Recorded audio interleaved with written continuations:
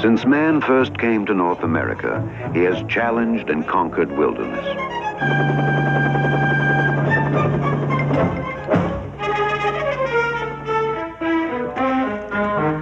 Today, for Park Service rangers, there is a new challenge: to keep the wilderness alive.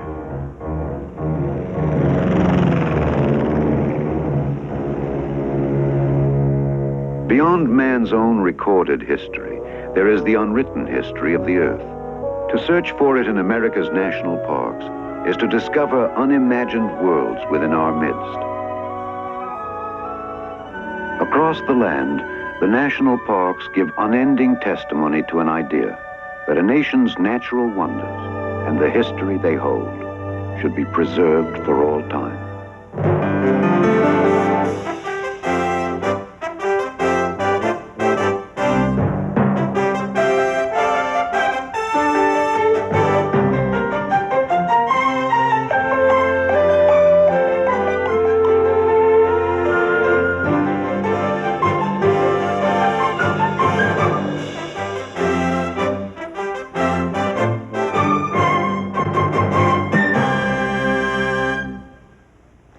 Hello, I'm Mike Farrell, your host for the best of National Geographic, the landmark series from the National Geographic Society. Discover with us man's quest for our planet's hidden wonders and enduring drama. The adventures we embark on may lead to a better understanding of the world and ourselves. From the spectacular pyrotechnics of an active volcano to the serene grandeur of the giant sequoias, from the watery mysteries of the Everglades to the breathtaking vistas of the Grand Canyon, we invite you to take an unforgettable tour of our national parks. We'll be snorkeling in the Virgin Islands, whitewater rafting where dinosaurs once roamed, and rounding up elk herds by helicopter in Yellowstone. Along the way, we'll meet some of the people who have dedicated themselves to preserving the natural wonders of this nation for our enjoyment. Time to go now to America's Wonderlands, the national parks.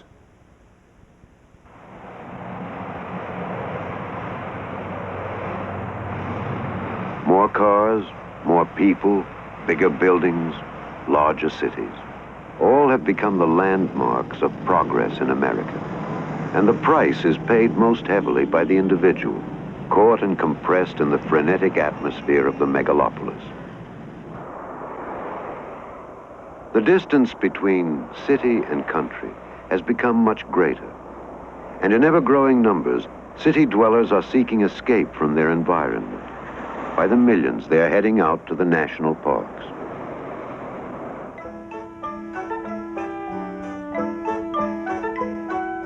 There was a simpler time in America when few had need for escape, and most people looked to the cities for excitement. By 1916, though there already were 14 national parks across the country, less than 0.5% of the entire population made use of them. Only a few intrepid adventurers wandered into the parks, but they led the way for millions to come after.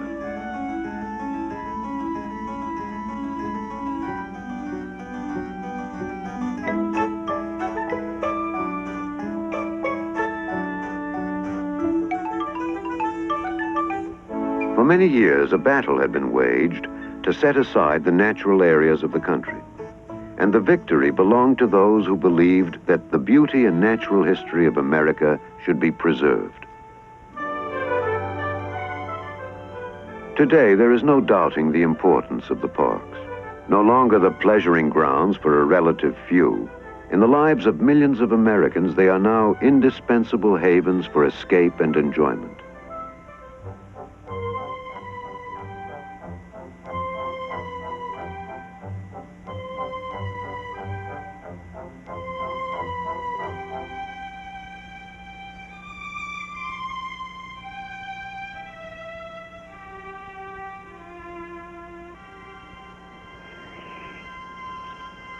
As in the early days, most who make the journey to a park rarely venture beyond the known sights. Yet in the wilderness beyond, for those who will explore, is found an unparalleled panorama of the natural history of the land. In Hawaii Volcanoes National Park, the landscape suggests what much of the primitive world might have looked like. For at one time, many parts of the earth were covered by molten rock.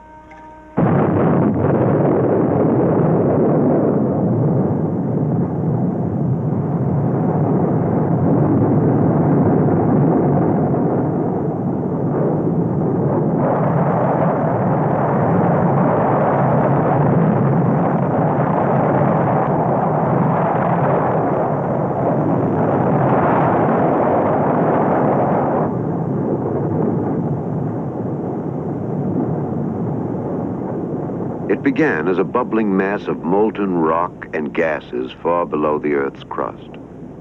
So it was at Fuji, Krakatoa, and Mount Pelée. From a churning reservoir deep within the island, volcanic material slowly moved to the surface. And when the pressure was sufficient, it broke through.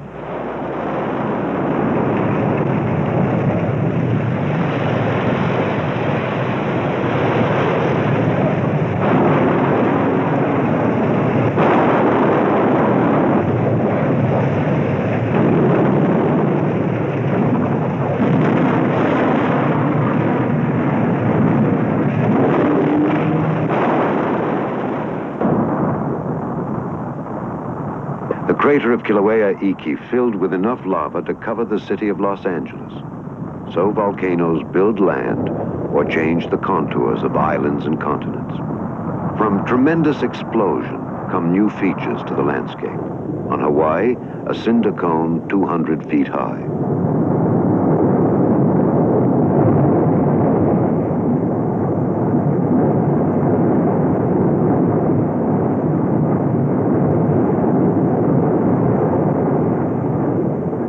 As fountaining progresses, ash and pumice from the vent are hurled 1,200 feet into the air. Like a giant lizard over the landscape, the lava heads toward the sea.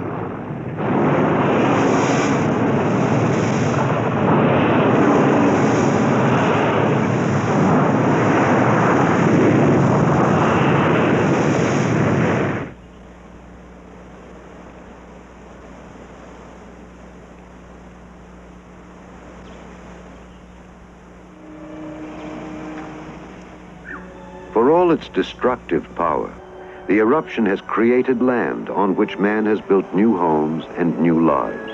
And preserved in the park is a glimpse of at least one of the forces that have shaped our world.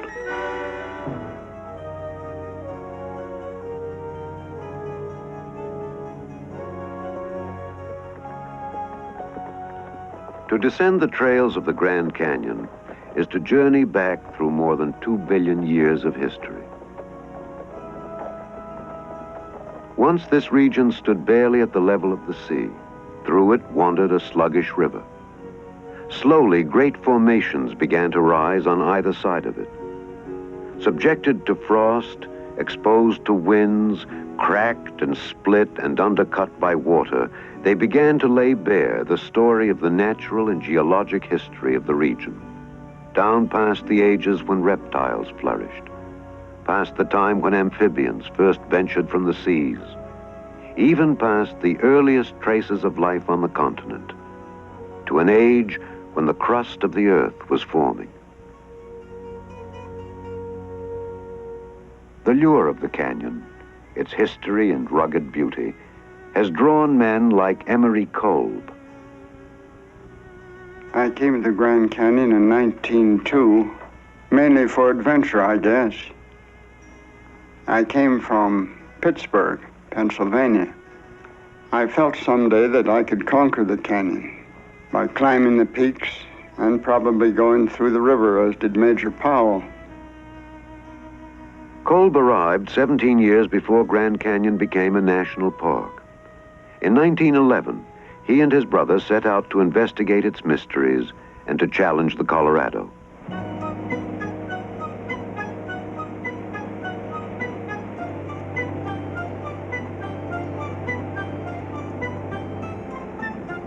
"12 years after his trip down the uncharted Colorado, Kolb was asked to pilot the Geological Survey on a mapping expedition down the river.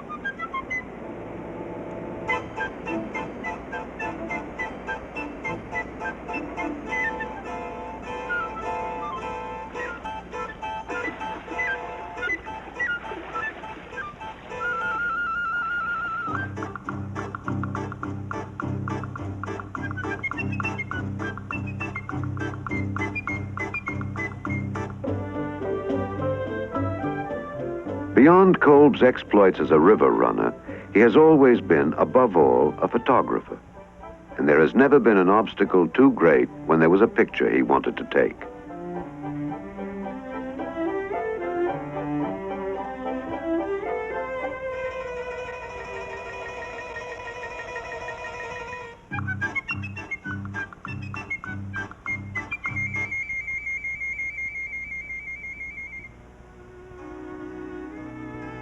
The monumental history of Grand Canyon staggers the imagination of most. For Emery Kolb, it has been a source of unending fascination. He came as a young man for adventure, and in a big life, in this one place, he has found it. Well, I'm pretty close to 88 years old now. I've been to the canyon now 66 years. As I look over the canyon today, I look at it with different eyes than the usual tourists, because I have climbed most of these peaks, hiked over all of it. I feel that I've conquered it.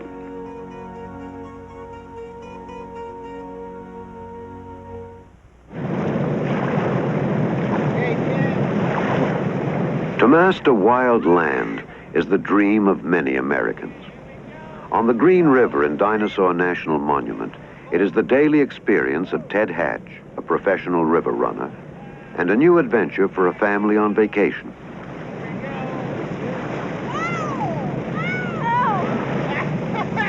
Ride that horse there, man.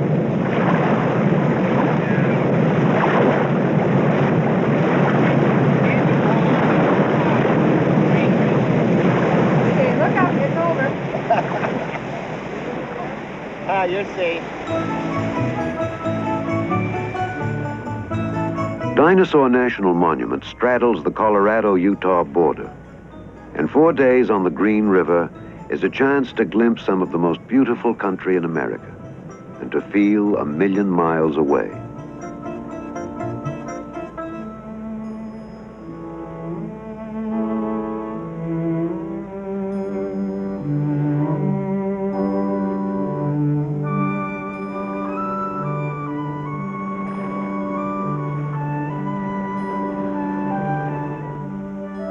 Along the river is also found part of the story of wildlife in this region. Some of the smaller animals, like the golden-mantled ground squirrel, have adjusted to the presence of man. Other wildlife, like the bighorn sheep, have not fared as well. Once the bighorn were abundant here, but years ago man brought grazing animals into the region that competed with them for food. The bighorn nearly died out, though not only because of the new animals. For the bighorn, as for pronghorn antelope in another area of the monument, the mule deer has increasingly infringed on their food supply. When man killed predators like the mountain lion, he may have caused the unnatural increase in the mule deer population, and perhaps diminished the survival chances for the other animals of the region.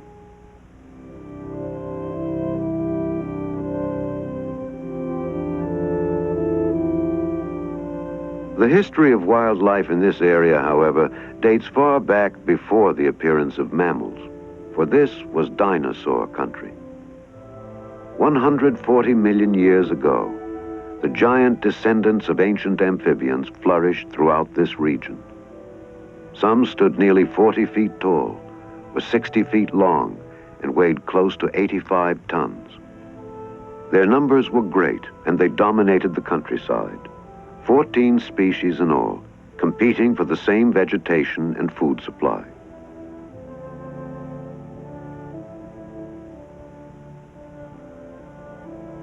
Then, however, there came an unusual series of natural events.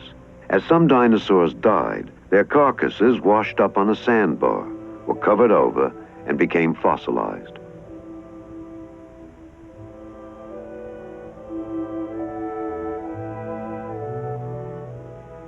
Today, at Dinosaur Quarry in Utah, near the western end of the monument, their remains are still being exposed in the hard rock that once was the sandbar.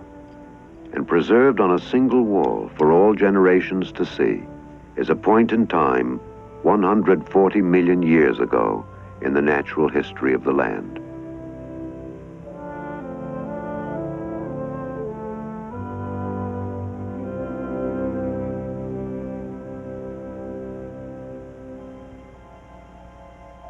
The Virgin Islands, on the outer ring of the Caribbean, were formed by volcanoes millions of years ago. In their history, they have been visited or occupied by most of the colonizing nations who came to the Western Hemisphere. In the 1700s, the island of St. John was controlled by the Danes. They came to reap the bounty of sugar that could be grown in the ideal climate of the island.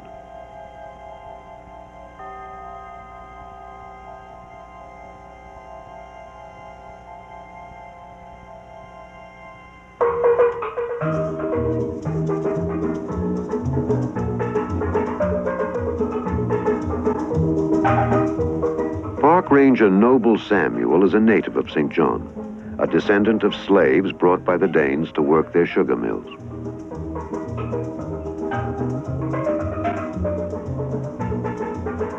St. John has been the site of a national park since Lawrence Rockefeller donated 5,000 acres of the island to the Park Service in 1956. On St. John, Noble Samuel is known both as policeman and friend. And for those who take the time, he is also guide to a very special world. All cowl animals are cylindric, and this means hollow gut. Now, when you snorkel, we ask you to relax. Breaststroke, rest, look around you. The very fact that you wear a mask on your face proves that you want to see something. So why rush? You rush out there and you come back and you say, I didn't see a thing, and I wonder why. You've chased all the fish. Now, there's always a first time, so let's see the hands of any person who has never used the equipment before, has never. Right. Now, it's important that you get the mask on the skin, and you push your hair back so that the mask, good, it's on the skin, and breathe in a little bit, good. And then you pull this out. It's nice and it's supposed to be good. So, yeah. Then, with this tube, you can keep your face in the water and breathe. So you push the tube out like so, put the tube in your mouth, hold those two little knobs with your teeth, the flange go around your gum. Let's see how you go. Good, good.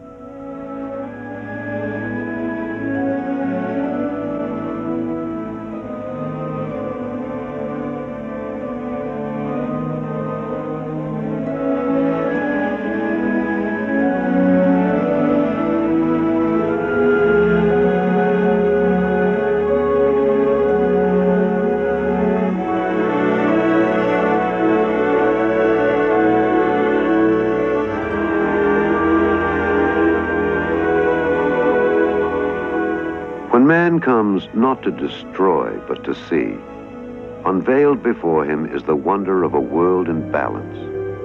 For each plant, there is room to grow. For every creature, a place in nature's perfect symmetry.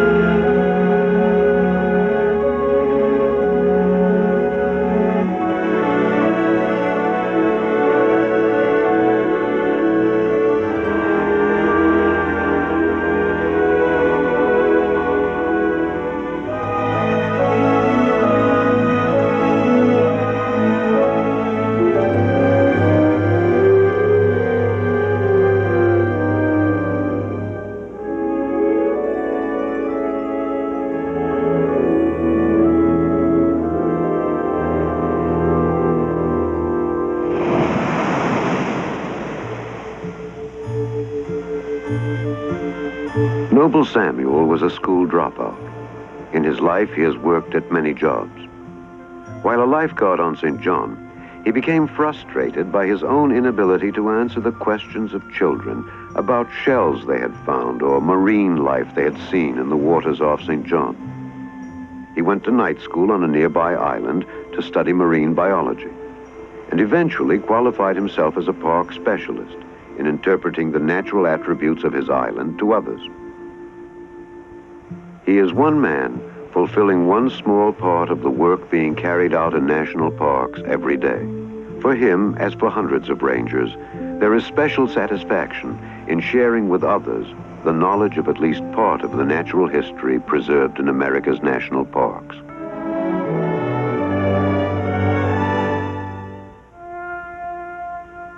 In northwestern Wyoming lies the rugged expanse of Yellowstone, the oldest national park in the world. Before man appeared, a natural balance existed for the animals in this region. The elk migrated in long-established patterns and seldom suffered from lack of food. But man eliminated their natural predator, the wolf, and in time their numbers grew so large that, especially in winter, they overbrowsed and depleted their own food supply, as well as that of other animals. With the encroachment of civilization to the borders of the park, they could no longer easily migrate to other grazing lands. Confined mainly to Yellowstone, many died of starvation.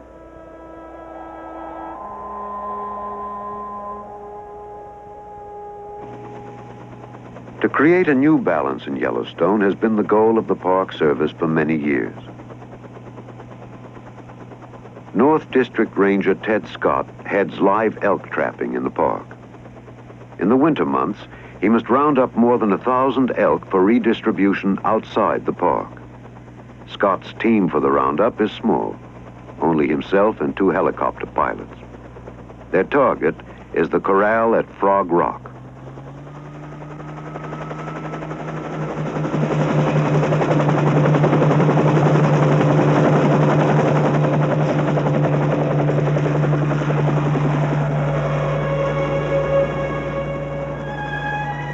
At least 15 times this winter, Ted Scott will journey over Yellowstone to find elk. Perhaps in no other job are the rewards quite as breathtaking.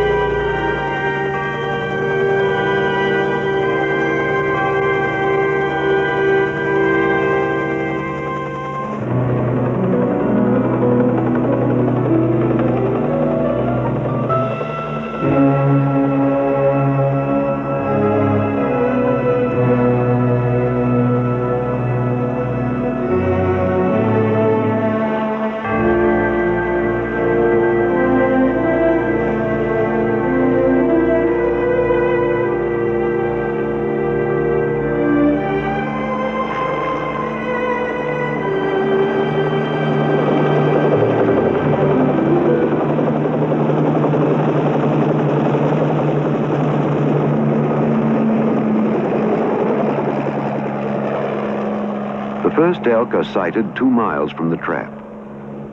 Modern-day cowboys and helicopters, Scott and his pilots use the sound of their machines to drive the elk. Scott has learned by hard experience that the elk will seek shelter in the trees. He must try to prevent it. Helicopter 2, helicopter 2. This is helicopter 1. Go ahead, 1. We have about 50 in this group. Let's try and drive over the ridge. Roger.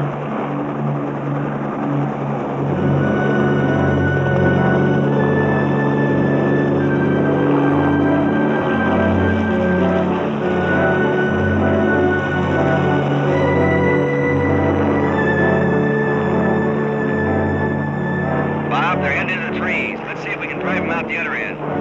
Well, there's not too much room here, Ted, but I'll try it. Roger.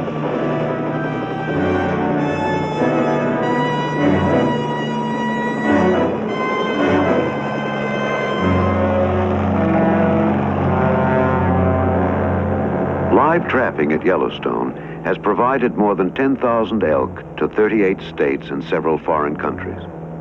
It is only one of many programs being carried out in the national parks to preserve, maintain, or restore the conditions for their survival.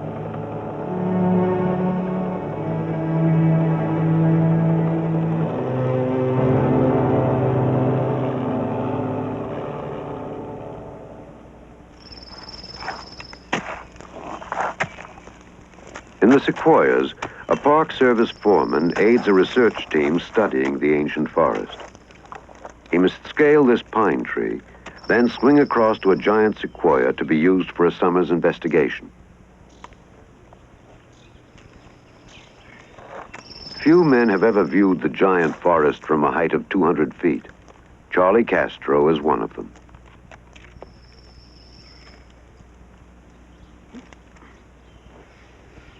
Once on the big tree, Castro will fasten the rigging of an elevator to be used by a scientist. And as a final gesture, he will mark the sequoia for identification.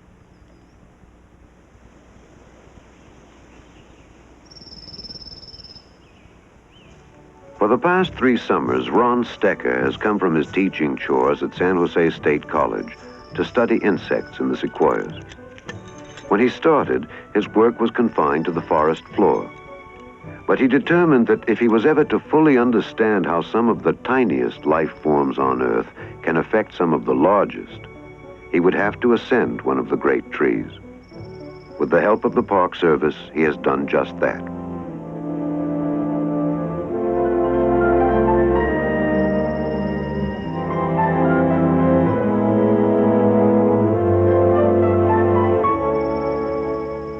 The study tree is nearly 2,000 years old. Insects have been feeding on it perhaps from the time it took root.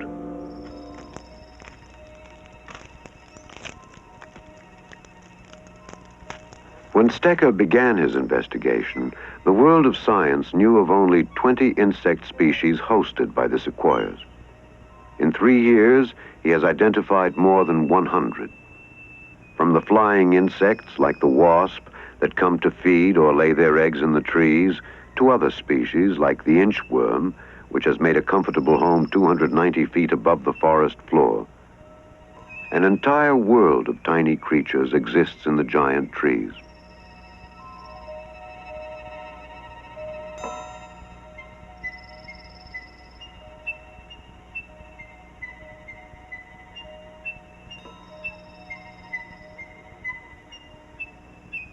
The role of insects in the life of the forest is often hidden or obscure. But according to Stecker, if there were no more insects to feed on surrounding plant life, slowly the forest would be strangled by excessive vegetation, and many life forms, including the giant sequoias, would eventually die.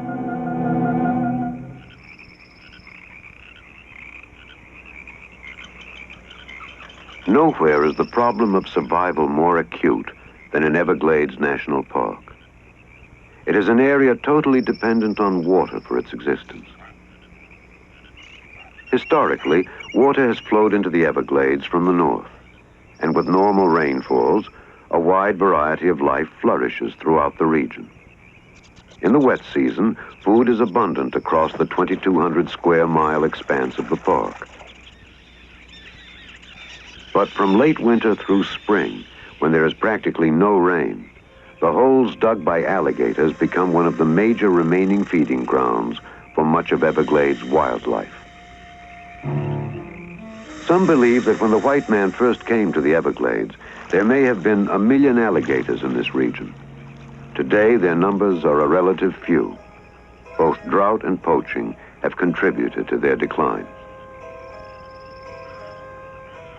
Other than man, the alligators have few enemies, and except in years of drought, their food supply has normally been sufficient.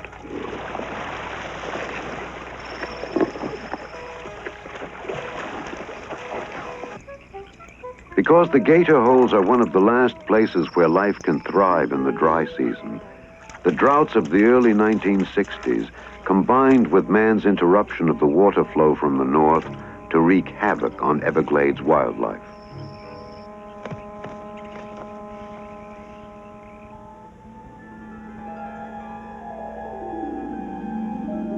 Everglades National Park covers much of the southern tip of Florida.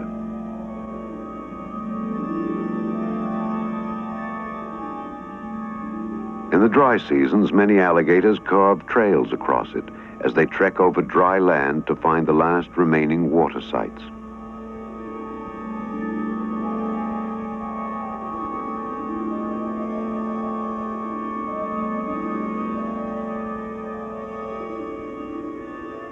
water level drops in some of the remaining gator holes, they may become traps from which the alligators cannot escape.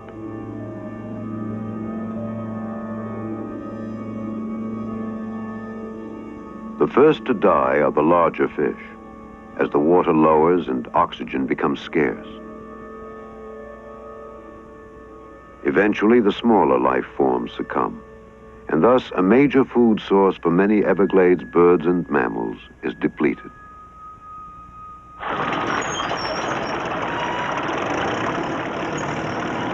Man and nature have combined to create the crisis of the glades. Now, attempts are being made to save them. Here in Conservation Area number 3, a canal is enlarged to accommodate a planned increased flow of water from Lake Okeechobee, which lies to the north. It is only one of many steps being taken or considered by several government agencies to preserve the Everglades. Some believe that the alligator may already have lost its effective role in the life of the glades, that it may die out before this century has ended. To save the alligator is perhaps to save much of Everglades wildlife.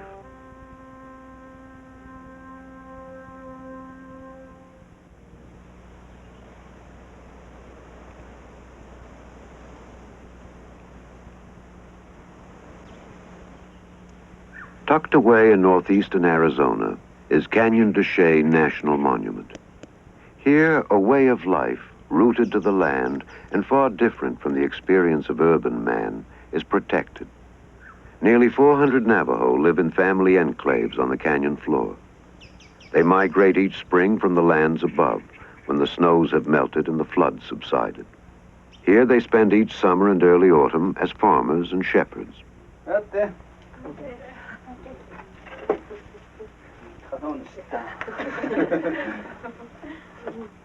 Clarence Gorman was born in this region. As a park ranger, he visits the families living in the canyon to learn of their needs and hear of their progress. In dwellings still called hogans, made of mud and wood, 3 generations often live under the same roof. And with few exceptions, their way of life has changed little since their ancestors first arrived here. Yet the human history of the canyon began long before the Navajo appeared. Drawings on the walls depict life as seen by the Anasazi, or ancient people of the canyon, descendants of those who came across a land bridge from Asia into North America thousands of years ago. No written record of the Anasazi's first appearance in the canyon exists. As their culture developed, they constructed their dwellings in the great sandstone cliffs for safety and protection. For reasons still obscure, the Anasazi abandoned the canyon around the year 1300. More than 400 years later, the Navajo appeared, a raiding tribe from New Mexico in search of land to raise livestock and crops. In the fertile valleys of Canyon de Chelly, they found a home. The walls of the canyon tell more of its history. A signature, W.R. Dodd Company K, 1st Cavalry, New Mexico Volunteers. Inscribed by a member of Kit Carson's invading soldiers in 1864. Carson and his men were under orders to subdue the rebellious Navajo, and in Canyon de Chelly, Navajo livestock was slaughtered, their fields and orchards destroyed, their homes burned to the ground.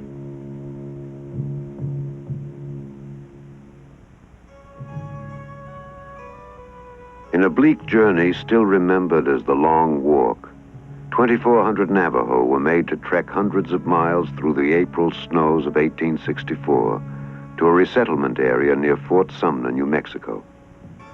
Only the old, the sick, and the very young were permitted to ride. For 4 years, the Navajo languished at Fort Sumner. Not until 1868, with the signing of a peace treaty, were they permitted to go home.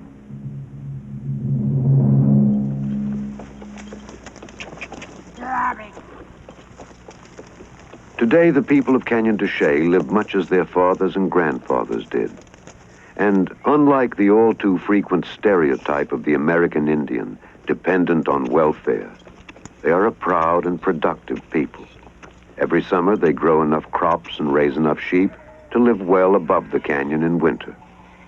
And in their yearly living cycle, there has been only one major change.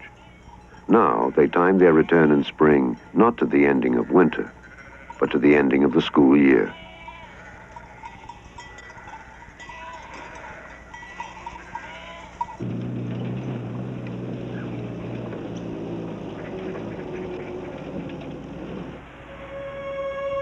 Despite its obscurity, Canyon de Chelly in many ways represents all that the park system was meant to be. For here, both history and nature have been protected. Today, the national parks and monuments of America still encompass barely 1% of all the land in the United States. They were born of a radical notion put forth by a few visionaries a long time ago, that for all generations to come, at least these places would be preserved.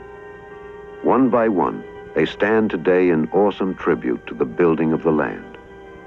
They are the places called America's Wonderlands, and they belong to everyone, now and always.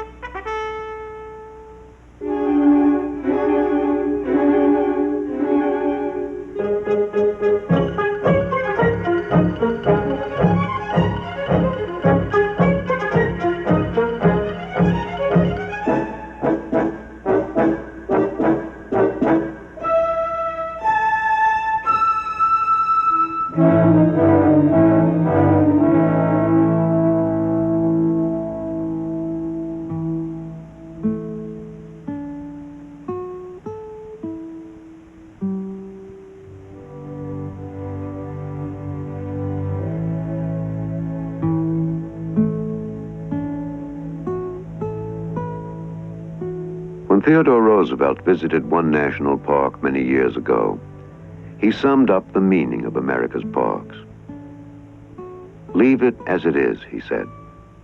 You cannot improve on it. The ages have been at work on it, and man can only mar it. What you can do is to keep it for your children, for your children's children, and for all who come after you.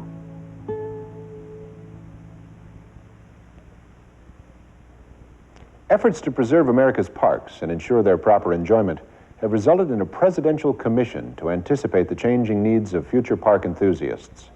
The commission reported that more than 1/3 of the United States is public land of one kind or another, and every day an average of 1 million people get out to enjoy our national parks and forests. The report continues, our wildlife refuges are unparalleled in history. The land is a living statement of our love of the outdoors. Next time on the Best of National Geographic, we'll explore another corner of the endlessly rewarding and surprising world around us.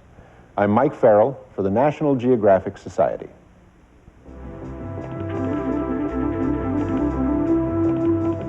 National Geographic wishes to acknowledge Chevron for making possible the National Geographic Specials.